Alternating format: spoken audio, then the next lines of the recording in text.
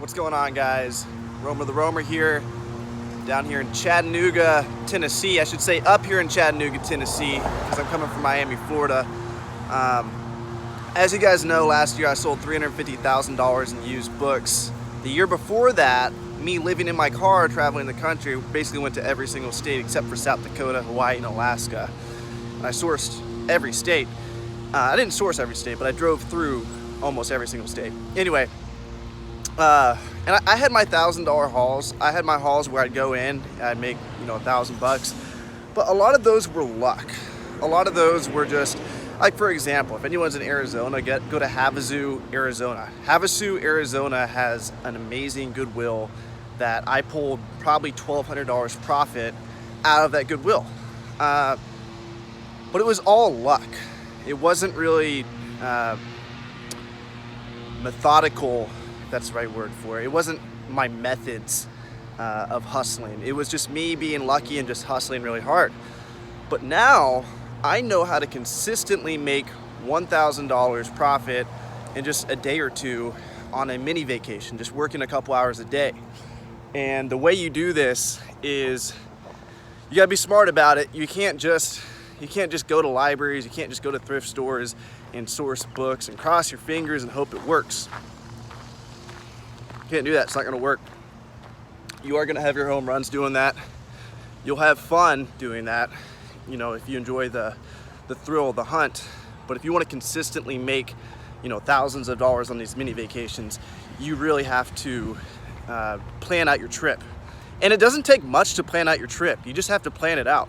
And you have to plan it out in the right way. So, what's this car doing? Oh, I thought I was gonna get shot.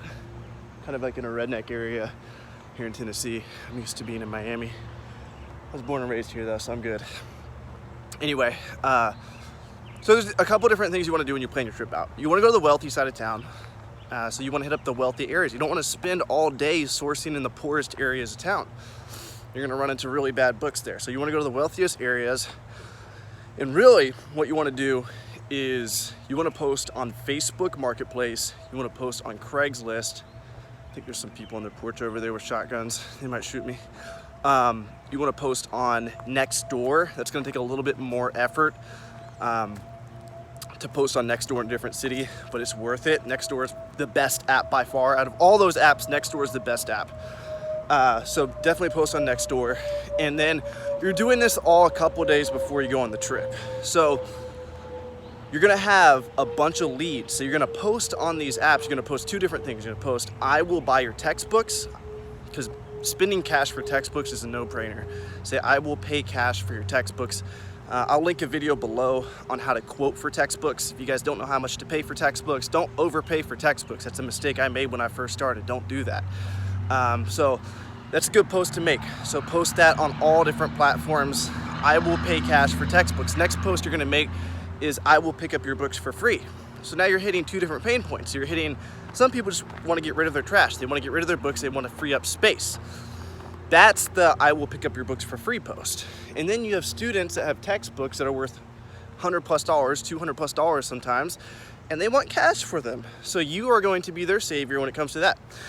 So now that you've posted on all these different platforms and you've mapped out the wealthiest part of town to go to, you, in a couple hours, 3 hours tops, you can go hit the best spots, and I'm not even really gonna get into this, but you can ask for backroom access at these spots you go to.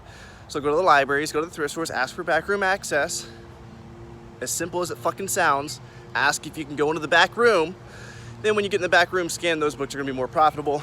And then you're gonna add to your route all of the textbook leads you got and all the free book pickup leads. So you're gonna have, maybe you only have a couple of those, but 3 or 4 will really make your day.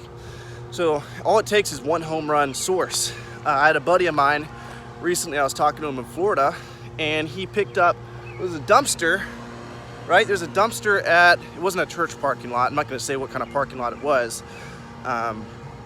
just to honor his privacy. But he picked up books, and he actually had the books delivered to him. Someone knew that he was a book guy, which goes into, you want to be known in your community as a book guy. Someone knew him as a book guy, and they dropped off all these books that were disposed, and he sold them for $30,000. It'll happen, guys. Sorry, it's getting loud over there. We got some John Deere going down here in Tennessee. I haven't seen a John Deere tractor all summer. So yeah, it's pretty simple. I call it casting the bait. You're gonna cast the bait. You're gonna post on Facebook Marketplace, Craigslist, Nextdoor, OfferUp, LetGo, every app you can think of. Post on all those.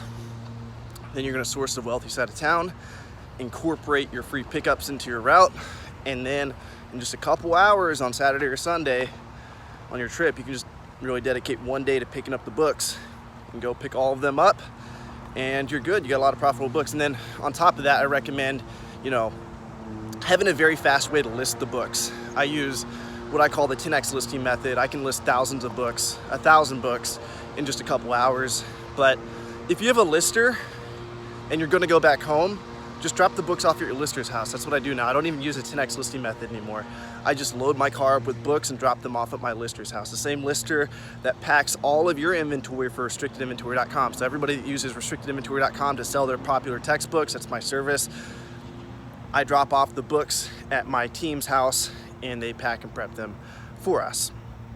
So yeah, that's it. So if you guys want to learn more, that's just how to crush, a weekend sourcing. If you guys want to learn more about how to build a book business that will operate without you, and really all the steps to making a book business work, because finding profitable books is really the most important thing in a book business, but there's so many other things to get the book business operating without you, because it's not going to operate without you if you don't think like a businessman. And that is something that's lacking in the reselling world. So, it's hot down here. I'm about to go back to this coffee shop. I got some caffeine-free tea. But if you guys are interested in learning more about that, this Sunday, I'll be going live on a webinar. Live webinar, there's gonna be no replay, and I'll also link that below in the description. So, get after it, guys. Hustle. Hope you guys are doing good. Much love, family. Peace out.